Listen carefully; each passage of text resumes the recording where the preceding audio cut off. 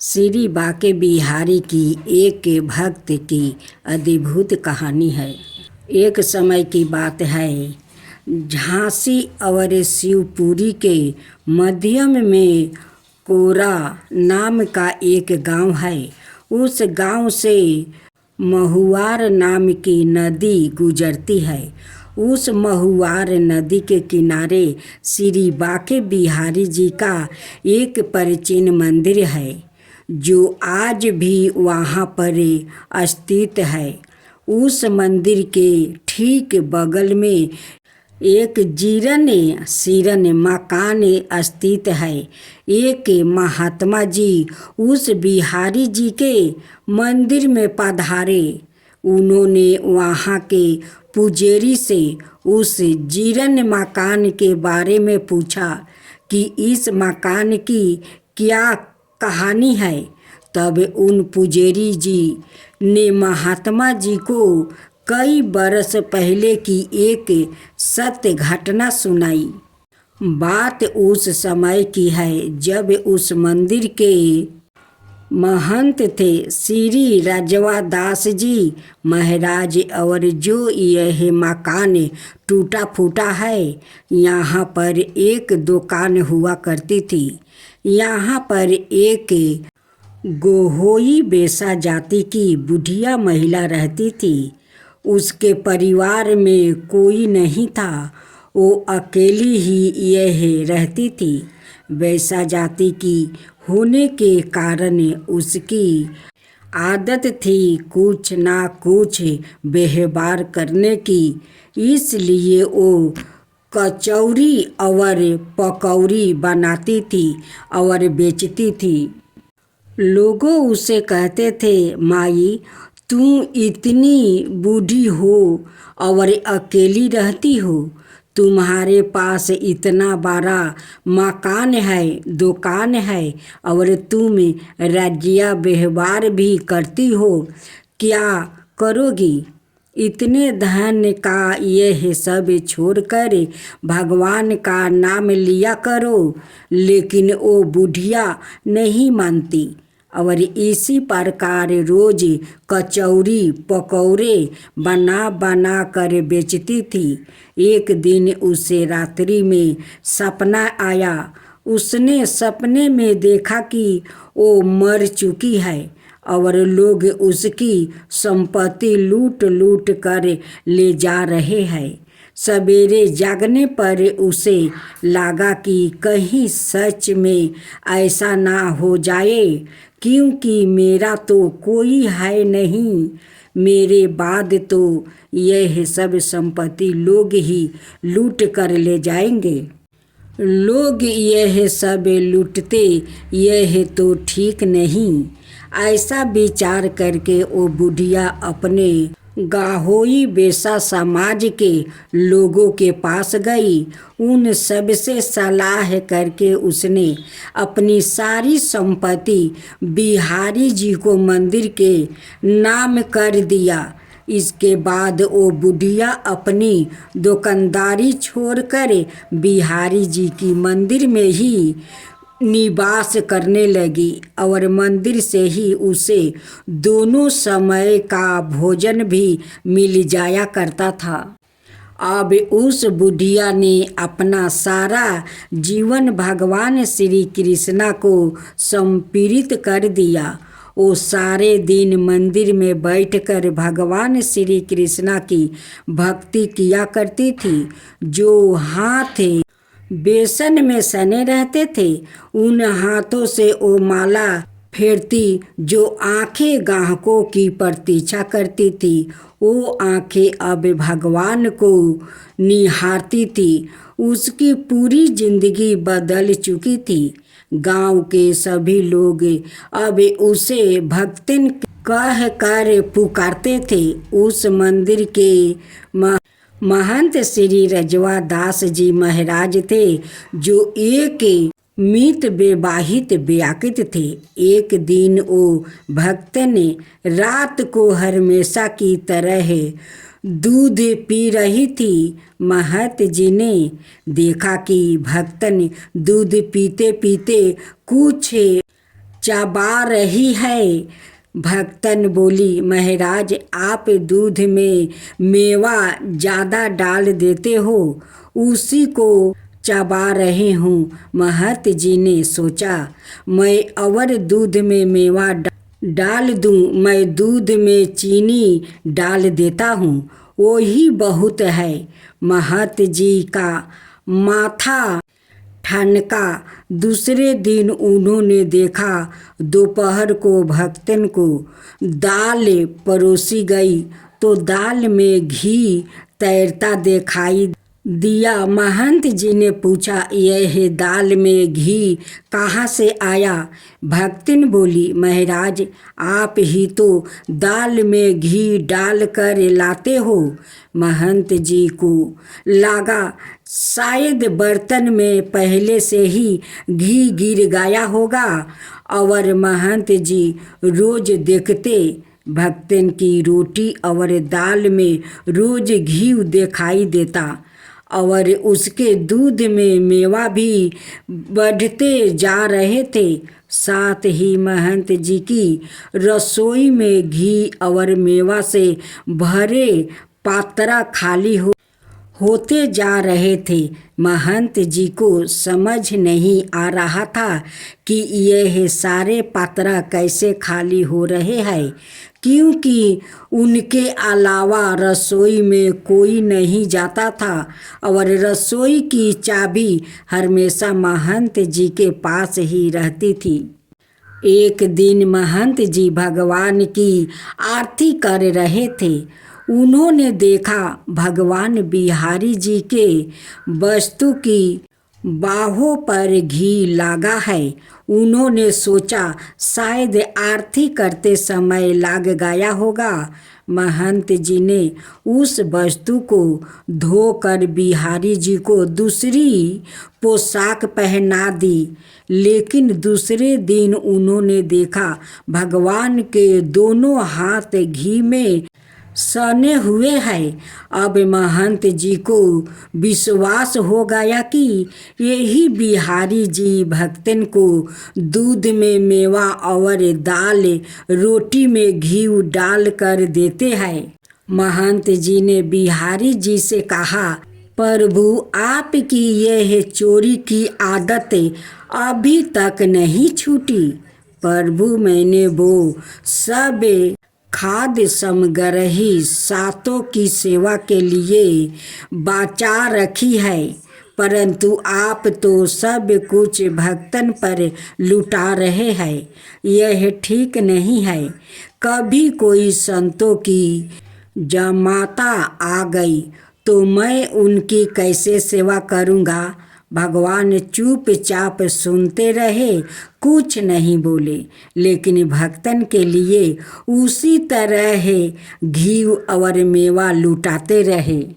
महंत जी ने जो भी खाद्य सामग्री संतों की सेवा के लिए जमा कर रही थी, वो सब धीरे धीरे खाली होने लगे, और भगवान ने महंत जी की बात नहीं सुनी तो महंत जी को भगवान पर ही क्रोध आ गया। साथ ही उन्हें भक्तन पर भी क्रोध आ रहा था। महंत जी ने सोचा, इस भक्तन को मंदिर से निकाल देना ही चाहिए। महंत जी ने विचार किया, इसको निकाले कैसे? कोई लंछन हो, कोई आरोप हो, तब तो इन्हें निकाले। इस प्रकार महंत जी भक्तन को मंदिर से निकालने का उपाय सोचने लगा। महंत जी ने विचार किया और एक दिन वो मंदिर के दरवाजे पर बैठ गया और उस रास्ते से जितनी महिलाएं और पुरुष निकलते उनसे कहने लगे, भक्तन ने तो एक आदमी राख लिया है। ऐसी बातें बहुत ही जल्दी फैलती है। गांव में यह बात फैल गई कि भक्तन ने एक आदमी के राख लिया है। ऐसी बातें सुनकर गांव के लोग तरह तरह की बातें बनाने लगे। पूरे गांव में चर्चा हो गई। जब भक्तन को इस बारे में पता चला तो उसे बहुत बुरा लगा। गांव के लोगों उसे तरह तरह की बातें सुनाने लगे। अपने ऊपर यह झूठा कलंक लगाने से भक्तन बहुत दुखी थी। उस दिन भक्तन मंदिर नहीं गई।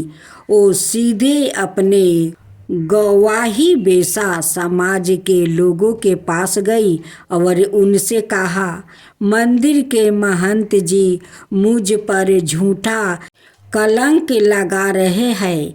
मैंने जो अपनी संपत्ति बिहारी जी के नाम कर दिया है, मुझे वो वापस नहीं चाहिए, परंतु मुझे इस झूठे कलंक से मुक्ति दिलाइए।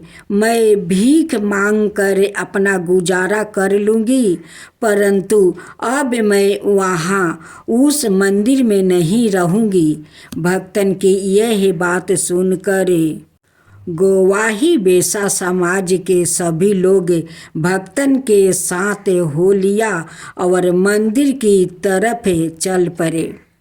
मंदिर में महंत जी ने दूर से ही देखा कि लोग की भीड़, भारी भीड़ मंदिर की ओर चली आ रही है।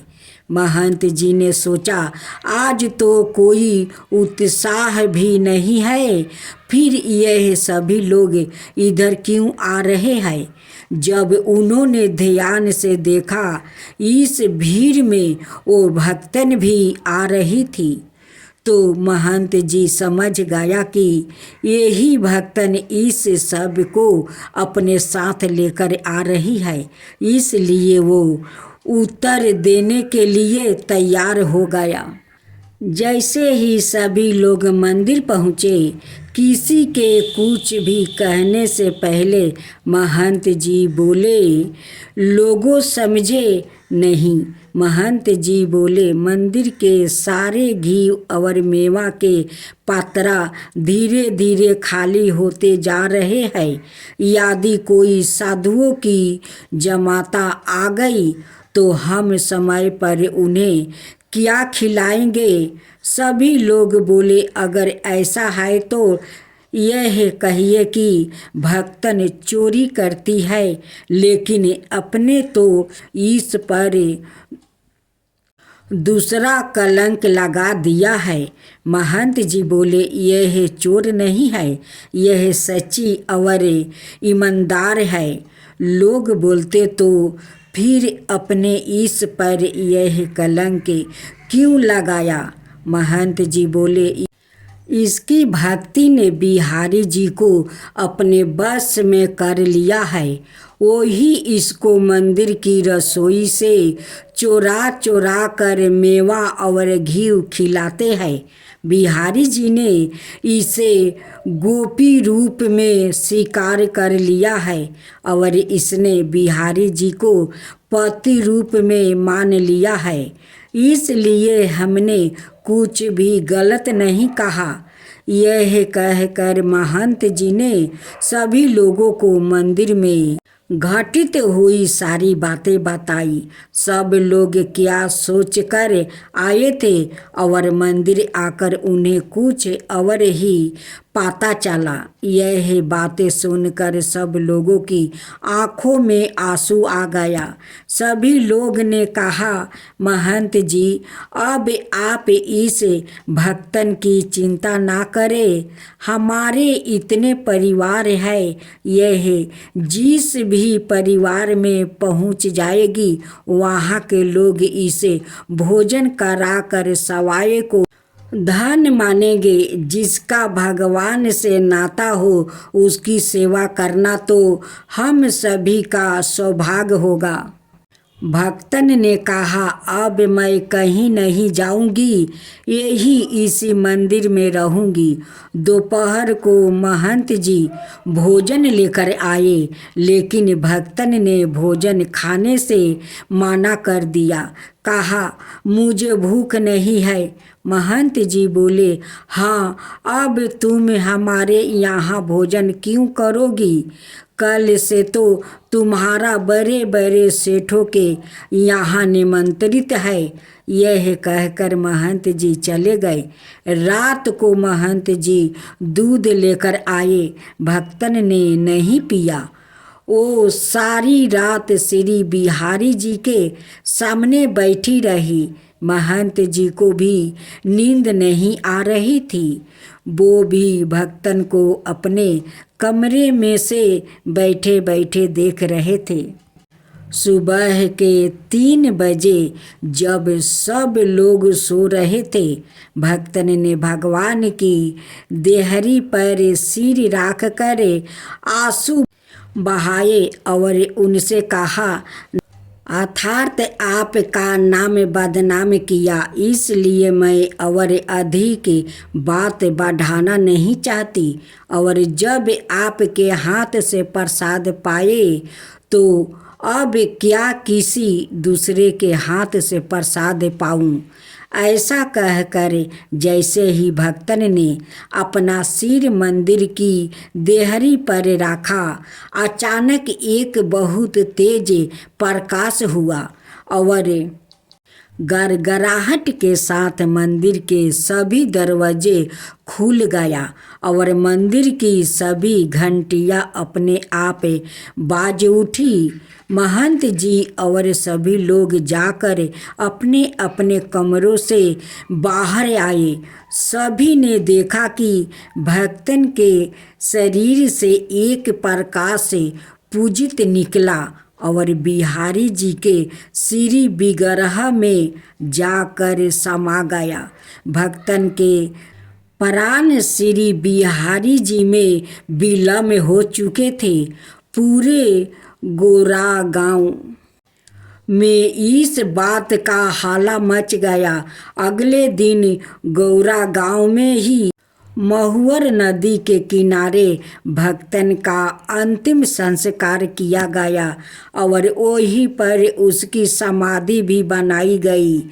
महंत राजबदास जी जब तक उस मंदिर में रहे, उनका नियम था भगवान की आरती करने के बाद वो छत पर चले जाते और छत से उस समाधि की भी आरती उतारते।